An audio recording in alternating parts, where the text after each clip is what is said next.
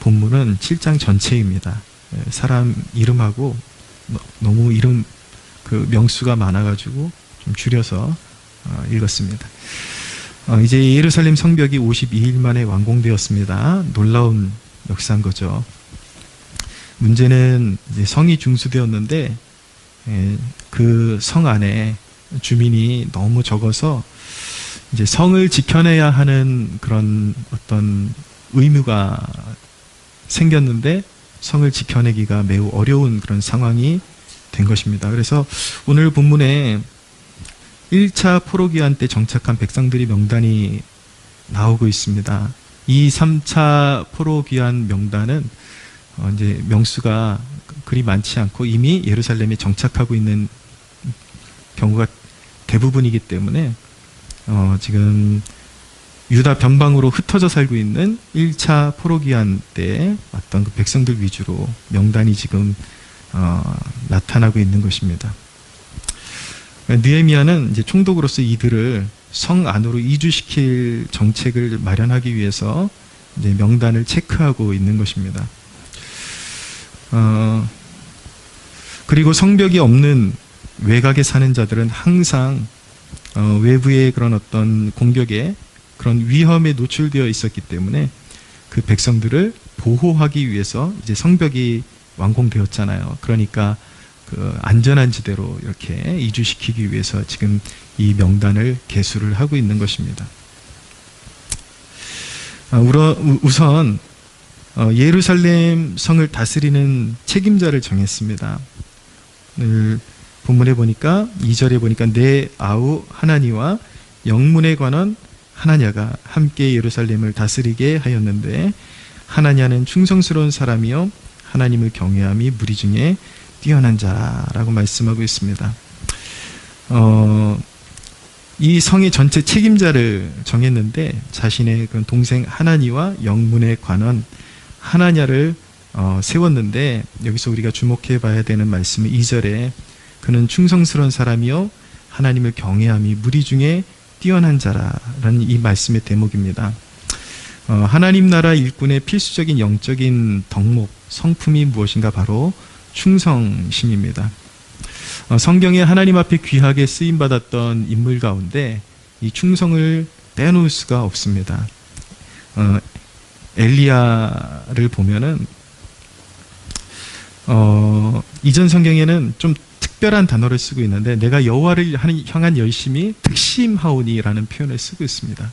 요즘 성경에는 지금 개역 성경에는 내가 열심히 유별하오니 그러니까 유별난 열심을 가지고 주님을 섬겼다라는 그런 말씀인 것입니다. 그러니까 엘리야가 주님을 아주 특별한 열심을 가지고 섬겼고 여러분 다윗을 보십시오. 다윗의 인생을 보면은 정말 하나님을 향한 열정이 대단하죠. 무엇이든지 하나님을 기쁘시게 드리는 것. 자신들의 부하들이 생명을 걸고 베들레헴의 우물물을 떠와도 자기가 마시지를 못해요. 뭐 하나 물 한 잔을 받아도 이걸 어떻게 하나님을 기쁘시게 해드릴 수 있을까? 그것을 고민하는 사람이 다윗이었죠. 그리고 하나님의 언약궤가 들어올 때에 누가 비웃든지 덩실덩실 춤을 추면서 하나님의 이름에 오직 하나님의 이름에 영광을 올려드리는 그런 충성심, 그런 열정. 우리가 골리앗을 쳐 죽이는 그런 대목도 보면은 다윗은 그냥 평범한 소년에 불과했거든요. 나가면 죽을 수도 있는데 어떻게 보면 개죽음이 될 수도 있는데 다윗이 그렇게 주먹을 불끈 쥐고 물맷돌 가지고 나간 이유가 무엇입니까? 여호와의 이름이 비방을 받는 걸 참지를 못하는 거예요. 하나님의 이름이 욕되게 되는 것을 견딜 수가 없는 거죠. 그만큼 하나님을 사랑하는 마음, 하나님을 향한 열심이 있었던 거죠. 하나님께 그가 사랑을 또 받았기 때문에 그런 열심이 나온 것도 있지만 또 역으로 보면은 그가 하나님을 향한 유별한 열심을 가졌기 때문에 성경이 이스라엘 구약 성경이 가장 위대한 왕으로 또 하나님의 사랑받는 하나님의 마음에 합한 사람으로 제일 꼽을 때 다윗을 빼놓지 않는 것을 우리가 성경을 통해서 보게 됩니다. 다니엘을 보십시오. 아무리 기도하지 말라고 사자굴에 던지겠다고 해도 세상 권세에 복종하지 않습니다. 그래서 하루에 3번씩 예루살렘을 보면서 늘 기도하고, 그렇다고 다니엘이 무례한 사람은 아니었거든요. 왕을 존중하고 항상 잘 섬기는 사람이었는데, 이 신앙에 관한 한, 하나님을 향한 열심에 관한 한 결코 타협하지 않는 그런 믿음의 소유자였다라는 것을 알게 됩니다. 성경에 나오는 누구나 하나 열심에서 빠지는 사람이 없습니다. 하나님을 향한 열심에 대범하고 특별한 열심을 가진 사람들, 그런 사람들이 하나님께서 정말 귀한 사명을 맡겨주시고 그 사명을 감당한 모습을 성경에 기록하고 있고, 우리로 하여금 그들의 발자취를 따라갈 것을 요구하고 있는 것입니다. 그래서 고린도전서 4장 2절에 보면은 맡은 자들에게 구할 것은 충성이라 그렇게 말씀하고 있는 것이죠. 여러분, 사람은 누구나 다 열심이 있습니다. 열정이 있습니다. 남자안해 보이는 사람도, 내향적인 사람도 무언가 충성하는 그 무엇이 있습니다. 우리 이 땅에 태어나서 인생을 살아가는 그 누구도 열심이 없는 사람은 없습니다. 죄에 끌리거나 심지어는 게으른 것도 열심인 거죠. 그것도 하나의 열심이에요. 그냥 세상 포기하고 게으르게 사는 것도 하나의 열심이에요. 사람은 자기의 에너지를 어딘가 쏟게 되어 있습니다. 죄인은 자기의 에너지를 허튼데 쏟게 되어 있습니다. 그런데 여러분, 우리가 인생으로 태어나서 하나님의 백성으로 부름받아서 가장 가치 있고 존귀한 것은 무엇이냐면 하나님을 향한 열심을 갖는 것입니다. 하나님을 기쁘시게 해드리고, 그런 백성들에게 하나님을 향한 정말 뜨거운 그 사랑의 마음을 가지고 섬기는 백성들에게 하나님은 축복하시고, 하나님은 그들을 인정하시고 귀히 사용하신다라는 것, 여러분들 우리가 가슴에 심기를 소원합니다. 할렐루야.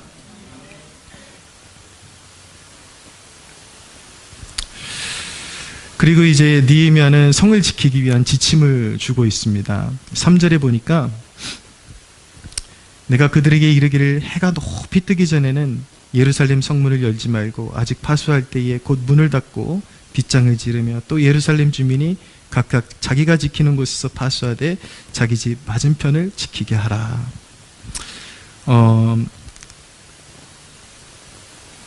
쉽게 말씀드리면 식별이 가능하기 전에는 성문을 열지 말아라. 그러니까 외부의 침입자가 완전히 식별되기 전에는 성문을 열지 말아라. 그리고 파수할 때 사람이 분명히 파수하고 있을 때 문을 닫고 빗장을 지르라. 그만큼 철저하게 지키라는 것이죠. 그리고 그곳에 거주하는 자들이 각각 자기가 사는 곳을 지키라고 그렇게 명하고 있습니다. 신앙을 쌓기는 어려워도 신앙을 쌓아가는 것은 매우 어렵습니다. 그러나 신앙이 허물어지는 것은 얼마나 쉬운지요. 아차하는 순간 그 빈틈이 생기면 그곳으로 시험이 들어오고 유혹이 들어오는 것입니다. 그래서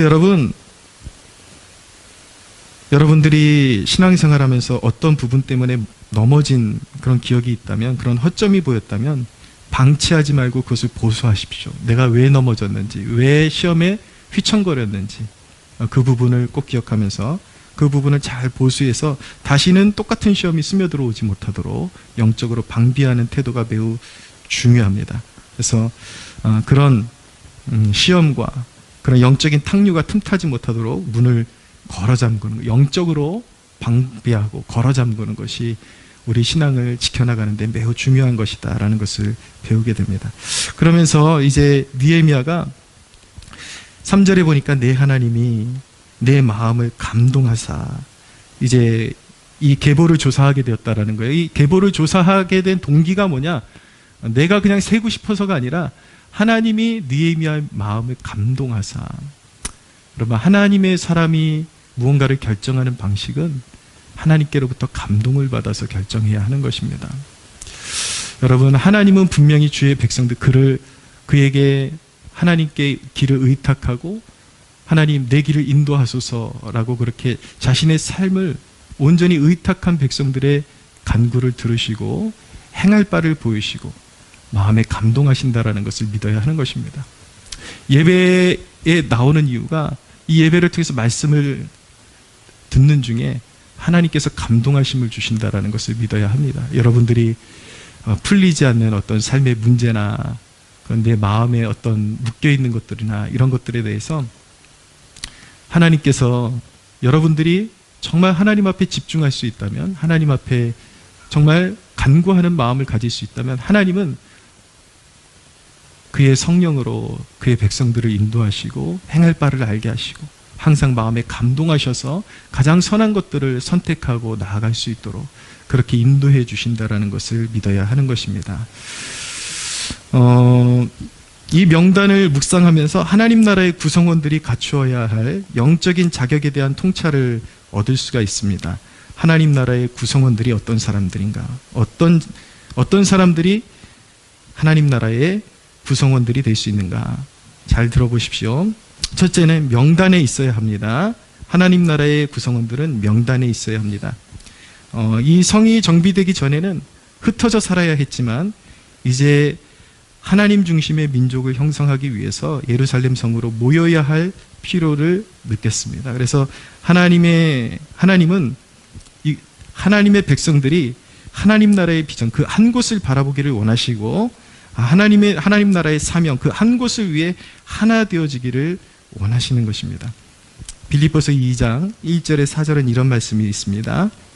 그러므로 그리스도 안에 무슨 권면이나 사랑의 무슨 위로나 성령의 무슨 교제나 긍휼이나 자비가 있거든 마음을 같이하여 같은 사랑을 가지고 뜻을 합하여 한 마음을 품어 아무 일에든지 다툼이나 허용으로 하지 말고 오직 겸손한 마음으로 각각 자기보다 남을 낮게 여기고 각각 자기의 일을 돌볼 뿐더러 또한 각각 다른 사람들의 일을 돌보아 나의 기쁨을 충만하게 하라라고 말씀하고 있는 것이죠. 하나님은 하나님 나라의 비전, 그 거룩한 사명을 위해서 하나님 나라의 구성원들이 한 마음으로 모아지기를 원하시는 것입니다. 삼위일체 하나님이 하나 되시는 것처럼, 본질은 하나지만 하나 되신, 사랑 안에서 하나 되신 것처럼. 그래서 요한복음 17장이 대제사장적 기도라고 말씀하는데 지상에 남겨져 있는 제자들을 위해서 중보하실 때 가장 중점을 두고 기도하셨던 것이 무엇이냐면 저들로 하여금 우리와 같이 하나 되게 하옵소서라는 것이 주님의 뜻이요 주님의 간절한 소망이었던 것입니다. 그런데 여러분, 이 예루살렘 성에 사는 것도 아무나 살 수 있는 것이 아니었습니다. 바로 이 명단에 있어야 하나님 나라의 시민이듯이 여러분이 하나님의 나라의 유업을 이어받는 사람이 되려면 하나님 나라의 명단에 등록이 되어 있어야 하는 것입니다. 이 대목을 영적으로 환원해서 설명을 드리면 사실 이 부분은 어떤 신비의 영역이라고 말씀드릴 수가 있습니다. 하나님은 그분의 생명책에 있는 사람들을 구원으로 부르시고 교회의 일꾼으로 세우시기 때문인 것입니다. 내가 생명책에 있는 사람인가? 하나님 나라의 구성원으로서 그 명단에 있는 사람인가? 그것을 확인하는 것이 매우 중요한데, 그럼 내가 그 생명책에 있는 것을 어떻게 하는가? 매우 중요한 질문이죠. 내가 그 생명책에 있는 것을 어떻게 할 수 있는가? 바로 나를 향한 주님의 사랑을 믿고 그 사랑에 감화된 마음에서 나오는 열정을 소유함으로 내가 생명책에 있음을 확신할 수 있는 것입니다. 여러분, 하나님 나라의 권속이 된다라는 거, 하나님 나라의 주민이 된다라는 거, 그것은 멀리 있지 않습니다. 하나님이 나를 사랑하신다라는 거, 나를 생명같이 사랑하셔서 자기 아들을 십자가에 내어주시고 그 아들이 우리 죄를 위해서 십자가에 달려 피 흘리시고 우리의 죄값을 다 십자가에서 도말하셨다라는 것을, 그 사랑을 받는 것입니다. 그것이 믿음이고 그것이 하나님 나라의 권속이 되는 유일한 길인 것입니다. 할렐루야. 그 사랑을 받게 되면, 그런데 한 가지 체크해야 되는 게, 그 사랑을 진정으로 내가 받아들였다면 그 사랑에 의한 역사가 일어나게 돼 있어요. 마음이 뜨거워지고, 너무 물리적으로만 생각하지 마십시오. 나는 항상 뜨거운 것 같진 않은데, 진짜 뜨거워질 때도 있습니다. 그러나 늘 그렇게 뜨거운 것만은 아니지만 내 마음의 방향성이 항상 그분을 향하고 있고 그 은혜에 보답하고자 하는 그 열정이 있는가? 그것이 바로 그 사랑을 받은 증거가 되는 것이죠. 그래서 그런 그 사랑을, 주님의 사랑을 믿고 그 사랑에 감화된 마음에서 오는 열정을 소유하고 있음으로 인해서 우리는 내 자신이 내가 하나님 나라의 생명책에 기록되어 있구나라는 것을 확신할 수가 있는 것입니다. 여러분, 신앙생활하면서 애매한 태도를 취하면 본인도 구원의 확신을 가질 수가 없죠. 그런데 여러분, 영적으로 거듭난 사람도 구원의 확신을 소유하지 못할 수도 있다라고 하는 것은 신학적인 견해 중에 하나입니다. 때에 따라서는 자기가 영적으로 거듭났음에도 불구하고 그것을 자각을 잘 못하고 살아가는 사람들이 존재할 수 있어요. 그러나 그렇게 되면은 내가 생명책에 있는 사람인지 없는 사람인지 자각을 못하게 되고, 또 역으로 생각하면은 무엇이든지 불분명하니까 혹시라도 내가 생명책에 없을 수도 있는데 있는지 없는지 뭐 알 수 있는 그 뭐 기준이 있어야죠. 그래서 우리가 내가 하나님의 자녀이고 내가 구원받은 자녀라는 그 구원의 확신을 갖는 것이 매우 매우 중요한 것입니다. 자신이 하나님의 자녀라는 확신이 없으면 천국에서 유업을 얻을지 못 얻을지 불투명하게 되는 것이죠. 그래서 여러분, 신앙생활 하는 것 완전히 회심하여 그 구원의 확신을 얻도록 하나님 앞에 은혜를 구하며 힘쓰며 노력해야 하는 것입니다. 할렐루야. 네, 그 확신이 올 때까지 주님을 추구하고 그것을 구하시면 돼요. 구하라, 찾으라, 두드리라. 영적이지 않은 사람은 그 말이 뭔지도 몰라서 구하라 그래도 구할 수도 없어요. 근데 자신이 내가 좀 어떤 구원의 확신에 대해서 불투명한데 주님 그거 알기 원하고 찾기 원합니다. 찾아내기 원합니다. 그리고 내가 하나님의 자녀인 것을 확신하게 되기를 원합니다. 그렇게 구하고 있는 것 자체가 영적으로 그 안에 하나님의 감화와 감동이 역사하고 있다는 증거이기 때문에 굉장히 고무적인 것이죠. 그러나 하나님의 약속은 무엇이냐면 구하는 자는 구해질 것이요, 찾는 자는 찾아낼 것이요, 두드리는 자에겐 열릴 것이라고 말씀하셨습니다. 내가 부족하지만 아직도 세상과 하나님 사이에서 갈팡질팡하고 있지만 내가 하나님을 더 추구하고 주님의 사랑을 더 뜨겁게 체험하고 주님을 따라갈 수 있도록 그 확증을 주십시오 라고 구하는 백성들에게 반드시 그 은혜를 허락하신다라는 것을 믿으시기를 바랍니다. 여러분들이 점검해야 하는 것은 그런 영적인 등록이 되어 있는가, 나는 천국의 그런 주민으로서 등록이 되어 있는가, 이것도 점검해야 되지만 또 하나 점검해야 되는 것은 물리적인 공동체에 등록이 되어 있는가, 곧 교회의 등록을 의미하는 것입니다. 여러분, 교회는요, 교회가 왜 중요한가? 이 영적인 공동체가 왜 중요한가? 교회는 영적인 예루살렘 성 같은 곳입니다. 하늘의 은혜와 하나님의 은사가 부어지고 임하는 것입니다.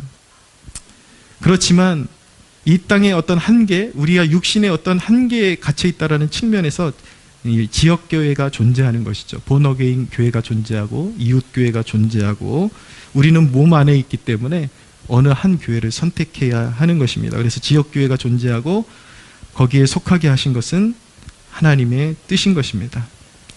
예수님께서 내 양우리로 내 양들을 취하리라 라고 말씀하시는데, 바로 이 지역교회가 바로 주님의 양우리와 같은 곳이 되어서 성도들을, 구원받은 성도들을 불러 모으고 양육하는 기관으로서 존재하는 것입니다.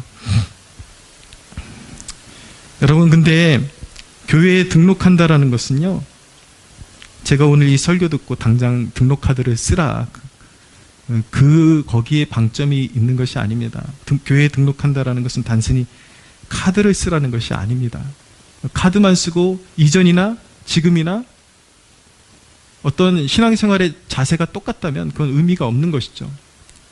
제가 가끔씩 이제 우리 교회 처음 오시는 분들 등록하겠습니다 라고 옴에도 불구하고 조금 더 생각해 보시고 오세요. 그렇게 하는 이유는 무엇이냐면 진짜 등록이 뭔지 생각해 보고 오라는 것입니다.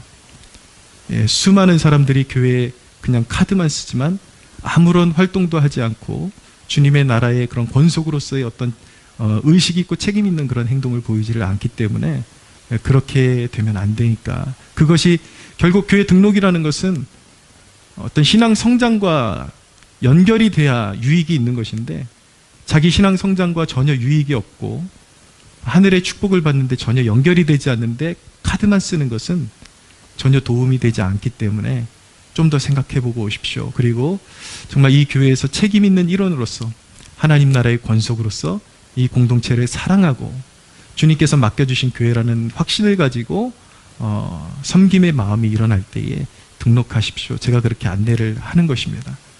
그런데 여러분, 그렇게 안내를 받고 나서 교회에 등록한다는 것은 그렇게 부담스러운 것이구나 라고 생각하고 그냥 뒤로 물러난다면 그 신앙이 어떻게 성숙해지고 어떻게 하나님께서 영적으로 교회를 통해서 주시는 영적인 유익들을 받아서 누릴 수 있겠습니까? 불가능한 것이죠. 고민해보고 신앙을 갖는다라는 것, 교회에 등록한다라는 것은 진짜 하나님 나라의 권속으로서 내가 일익을 감당하는 시민이 된다라는 뜻이구나 라는 것을 깨닫고 그렇게 등록을 하라고 안내를 하는 것입니다. 영적인 축복은 결국 물리적인 공동체를 통해서 임하는 것이기 때문에 소속감을 갖는 것이 매우 중요합니다. 이 교회가 도대체 무엇이길래, 여러분 신앙을 너무 그냥 뭉뚱거려서 생각하면 안 됩니다. 하나님께서 우리에게 주신 것들은 다 이유가 있는 거예요. 교회가 뭐길래 도대체, 그냥 교회에 와서 뭐 하나 봉사하는 게 도대체 뭐길래.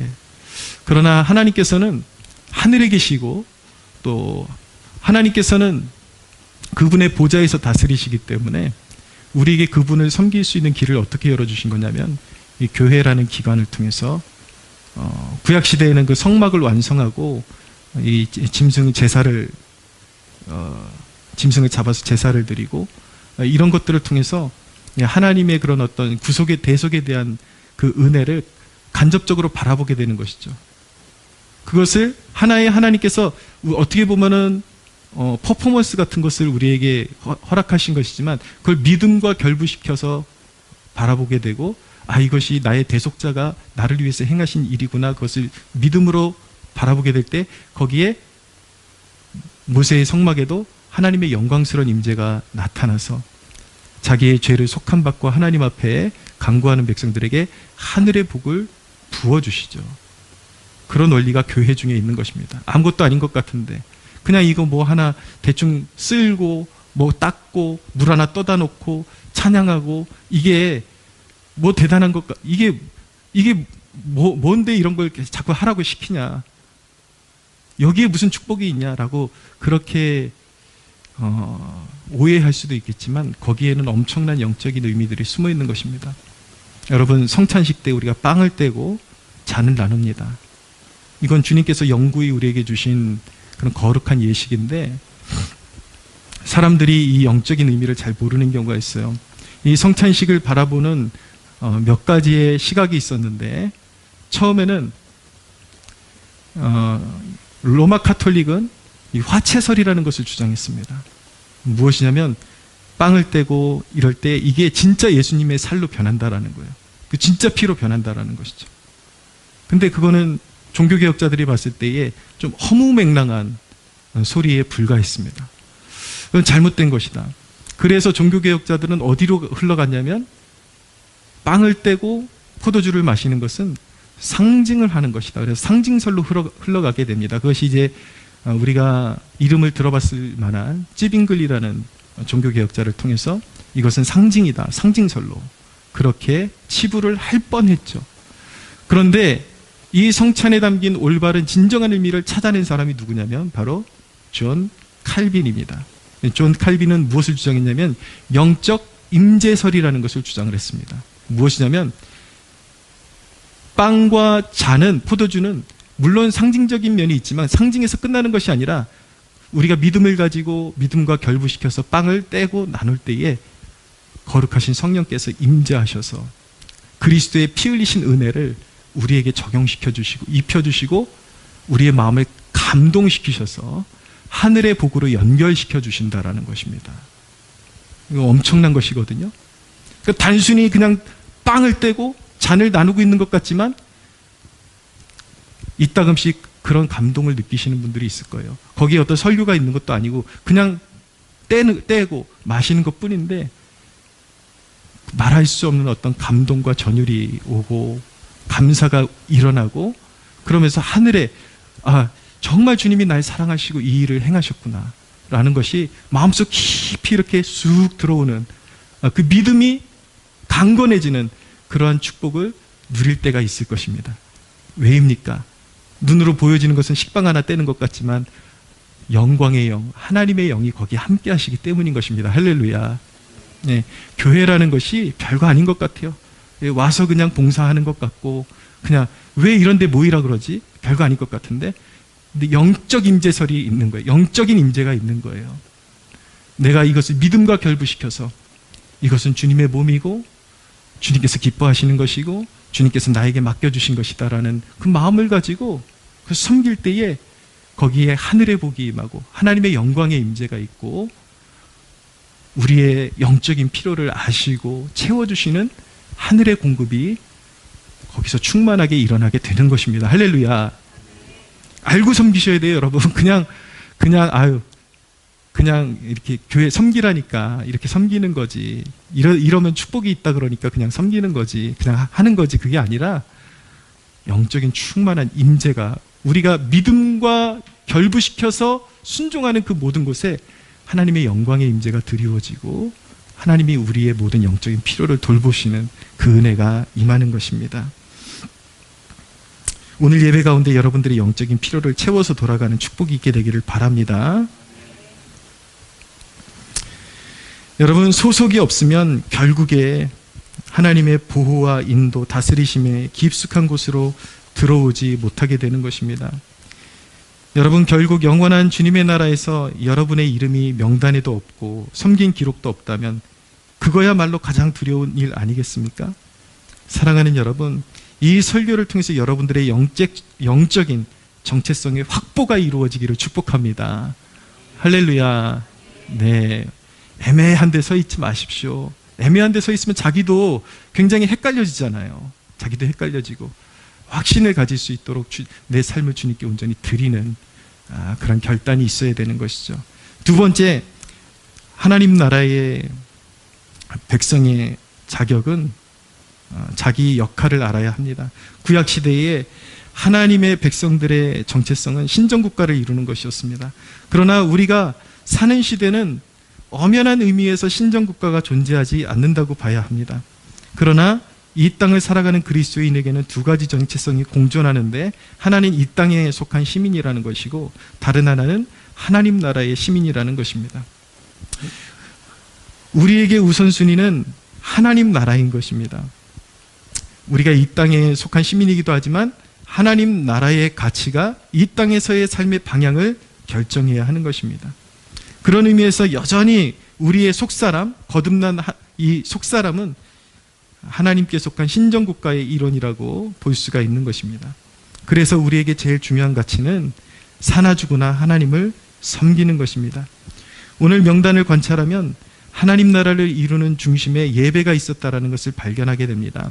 39절 이하에 보면은 이게 명단이 가지런히 정리가 되어 있는데 제사장의 명단, 그 다음에 레위 사람의 명단, 그 다음에 느디님 사람의 명단이 나오는데 이것이 제사장과 레위 사람은 제사장을 돕는 사람이에요. 느디님 사람들은 레위 사람들의 그런 일들을 허드렛 일을 돕는 사람들이 다 예배를 위한 사람들이에요. 예배의 질서를 이렇게 세워가는 것이죠. 중요한 건 이들이 단순히 예루살렘에 거주하는 것뿐만 아니라 자신의 사명을 기억하고 섬겨야 했다라는 것입니다.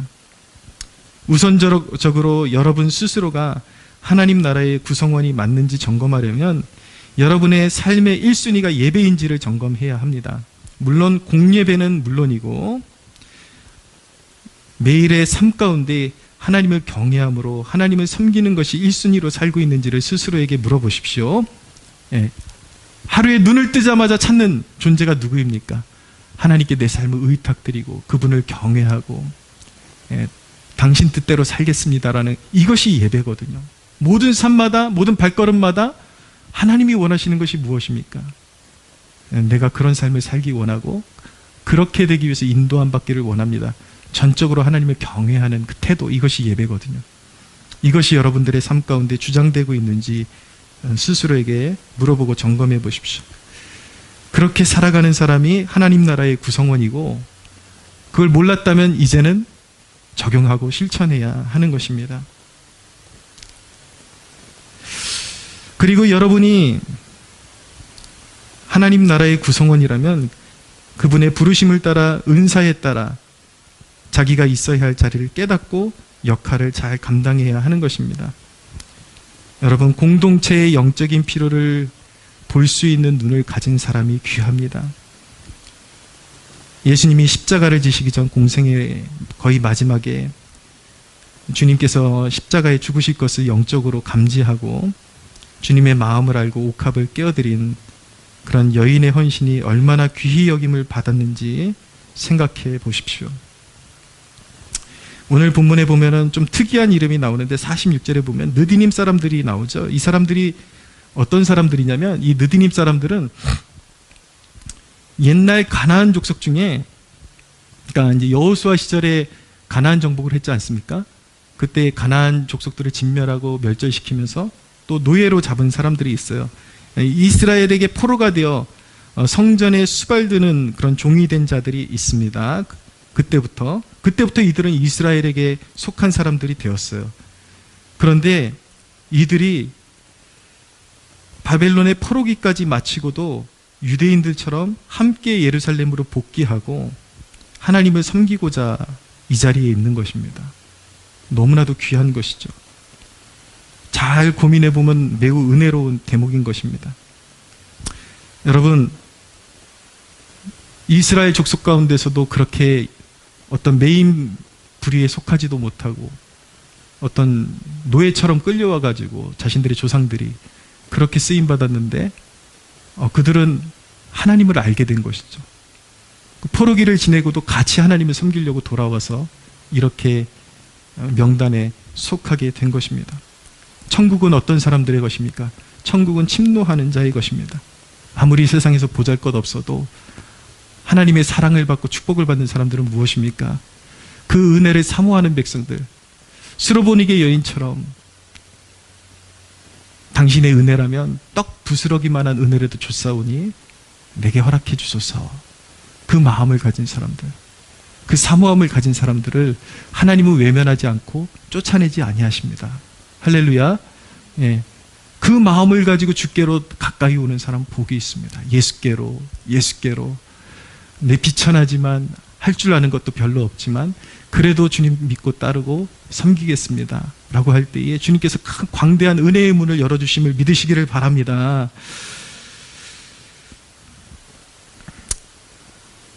여러분, 누가 알아주지 않아도 섬김의 종을 자처하는 백성에게 하나님이 어찌 복을 내리시 않으실 수가 있겠습니까? 사모함으로 예배를 섬기고 주어진 역할을 성실로 감당하여 주께로부터 칭찬과 격려를 받는 주의 백성들 되시기를 축원합니다. 세 번째입니다. 하나님 나라의 구성원은 구별되어야 합니다. 63절 64절을 보십시오. 제사장 중에 호바야 자손과 학고스 자손과 바르실레 자손이니 바르실레는 길리앗 사람 바르실레의 딸 중에 하나로 아내를 삼고 바르실레의 이름으로 불린 자라. 이 사람들은 계보 중에서 자기 이름을 찾아도 찾지 못하므로 그들을 부정하게 여겨 제사장의 직분을 행하지 못하게 했다라고 말씀하고 있어요. 이런 제사장 가문에 대해서 말씀하는데 여기 지금 나오는 사람들은 제사장의 혈통이긴 했지만 어떤 하나님이 금하시는 이방인들과 결혼 이런 문제를 가지고 제사장의 혈통의 순수성을 지키지 못하였기 때문에 제사장 직분을 행하지 못하도록 조치를 내린 것입니다. 부르심에 걸맞는 거룩성을 지키는 것이 얼마나 중요한지 교훈하는 대목이라고 말씀드릴 수 있습니다. 여러분, 천국 백성은 천국에 합당한 정체성을 가져야 하는 것입니다. 마태복음 22장 8절에 보면은 혼인잔치의 청합을 입은 자들 가운데 예복을 입지 않은 자가 있었습니다. 그런데 주님이 그 예복을 입지 않은 자를 쫓아내시죠. 예수 그리스도로 옷 입지 않은 자, 아니면 그 신앙 고백에 어울리지 않는 삶의 태도를 가진 자, 모두 그 예복을 입지 않은 자에 해당된다고 볼 수가 있습니다. 요즘 들려오는 소식에 의하면 유명한 찬양팀 인도자 멤버들 앞에서는 되게 거룩하게 찬양하지만 마치고 나면은 같이 음주도 즐기고, 또 일부 찬양 인도자들 가운데에서는 성적인 문제에도 연루되고, 그렇게 은혜롭지 않은 문제에 이렇게 연루된다라는 소식을 듣게 됩니다. 여러분, 그게 사실이라면 그들의 화려함이, 화면에 비춰지는 그들의 화려함이 진짜 예배라고 볼 수 있겠습니까? 우리 하나님은 인간의 화려함이 아닌 중심을 보신다라는 것을 한순간도 잊지 마십시오. 세상과 너무 똑같은 가치관, 너무 똑같은 습관, 똑같은 추구, 여러분, 거룩함이 없이는 결코 우리가 섬기는 주님을 기쁘시게 해드리는 천국의 시민으로, 하나님 나라의 구성원으로 살아갈 수가 없는 것입니다. 사랑하는 여러분, 말씀을 정리합니다. 충성심, 신실하심, 거룩하심, 여러분, 이것은 바로 우리가 믿고 섬기는 예수 그리스도의 성품인 것입니다. 영적인 성품인 것이죠. 우리는 끊임없이 주님의 충성심과 신실하심과 거룩하심이 우리의 내적 성품에 드러나도록 추구하고 노력해야 하는 것입니다. 할렐루야. 이것이 없는 자들은 회개해야 합니다. 우리는 끊임없이 회개하면서 주님 앞으로 나가야 됩니다. 사랑하는 여러분, 주 예수만 믿으십시오.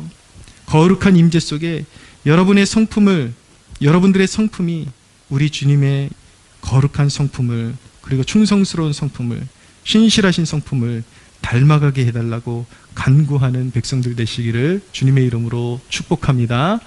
우리 하나님께 영광의 박수 올려드리겠습니다. 그 발 위에 입 맞추고 깨뜨린 나를 위해 험한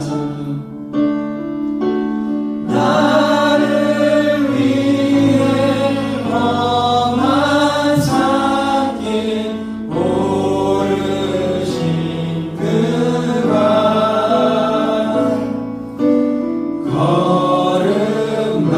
걸음마다 그 신사랑 새겨놓았네. 내게 있는 향유가 내게 있는 향유가 주께 가져와 그 위에 입 맞추고 깨뜨리니 나를 위해 십자가에 달리신 나를 위해 십자가에 달리신 그 발 흘린 피로 나의 죄를 대속하시라. 주님 다시 이 땅에 임하실 때, 주님 다시 이 땅 위에 임하실 그때 주의 크신 사랑으로 날 받아주소서. 내게 있는 향유가 내게 있는 향유가 주께 가져와 그 발 위에 입 맞추고 깨뜨리니 나를 위해 십자가에 달리신 그 발 나를 위해 십자가에 달리신 그 발 흘린 피로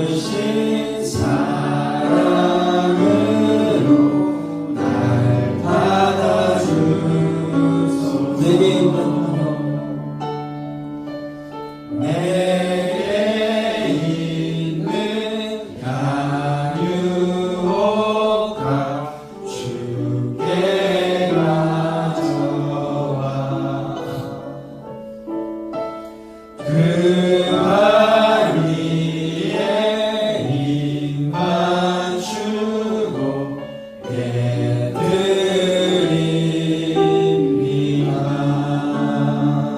지금 기도하기 원합니다. 하나님, 여전히 세상과 하나님 사이에서 하나님, 나의 꿈과 그리스도를 섬기는 비전 사이에서 머뭇거리고 있는 내 자신을 불쌍히 여겨주시고, 주여 이제는 뜻을 정하고 주님께 내 삶을 드리기를 원합니다.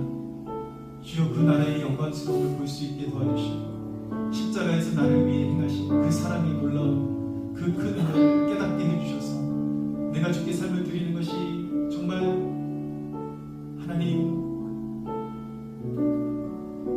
아깝지 않고 고민이 되지 않도록 이끌어주셔서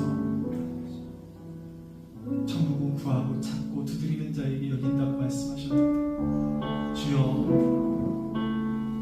후회함 없는 주님을 향한 확신, 영원한 나라에 대한 확신으로 가득 채워주셔서 이제는 뜻을 정하고 오직 주님만을 따라가기로 결단하게 하여 주시옵소서.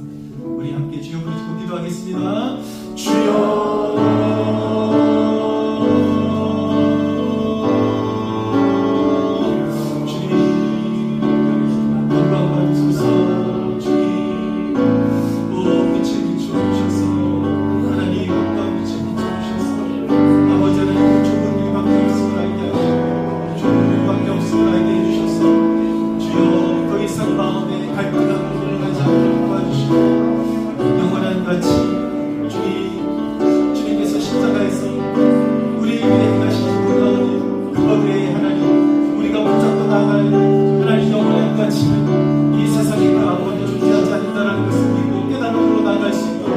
역사해 주시길 간절히 원합니다.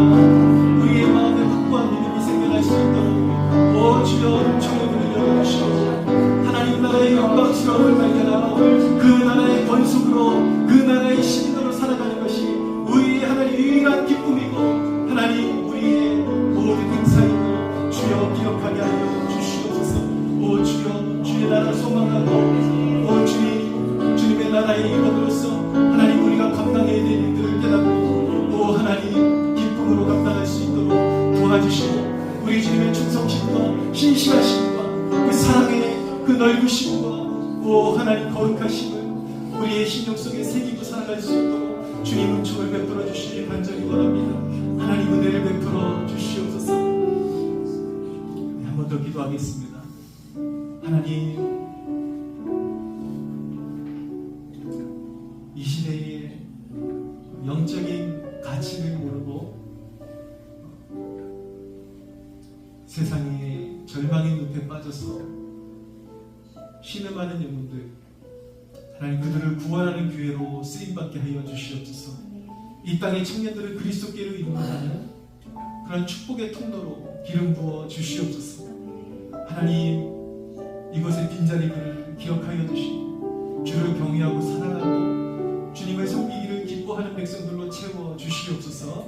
우리 함께 주여 부르짖고 기도하겠습니다. 주여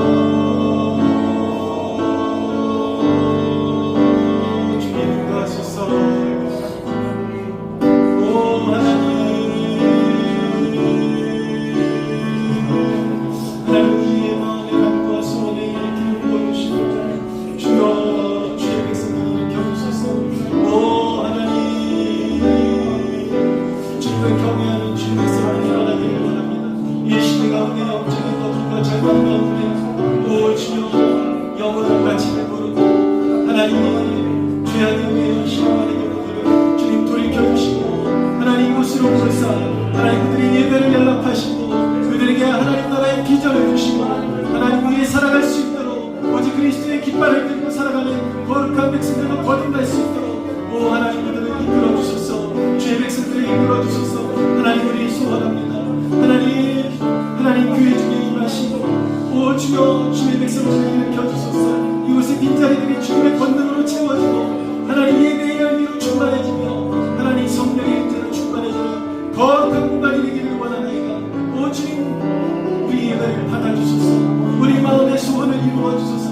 오 하나님 함께하여 주시옵소서. 오 주님 우리를 향하신 영원전부터 계획하신 하나님의 뜻이 성취되어지고 하나님의 일들이 이루어지는 거룩한 공동체로 세워지 아버지 하여 주시옵소서.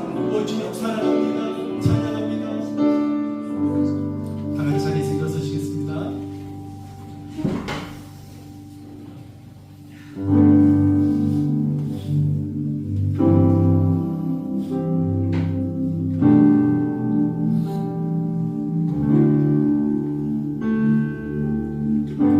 주 내게 복 주사 주 널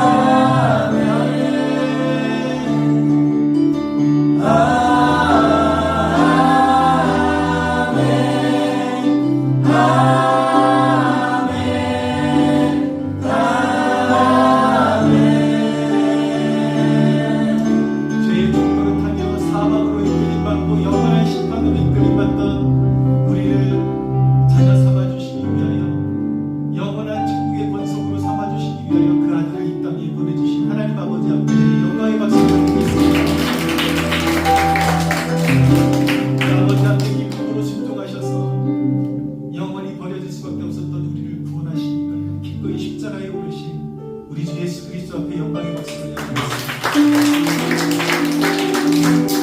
지금도 우리에게 임하셔서 하나님의 말씀 우리의 심령에 적용시켜 주시고 거룩한 영적인 임재를 나타내시며 우리에게 하늘의 축복의 길로 인도하시고 우리에게 믿음의 권속으로서의 하나님 나라의 구성원으로서의 축복을 우리에게 이어주시고 우리 성령 하나님 앞에 영광의 박수를 영상의 찬양이 영광을 받으소서.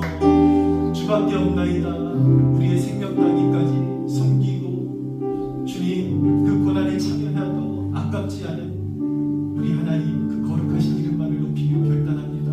영광을 받아 주시옵소서. 기도하겠습니다. 하나님 영광을 받아 주소서. 우리 예배를 받아 주시고 우리 후손들의 예배를 받아 주소서. 하나님 이 나라에 하나님의 영광이 떠나가지 않게 하여 주시옵소서.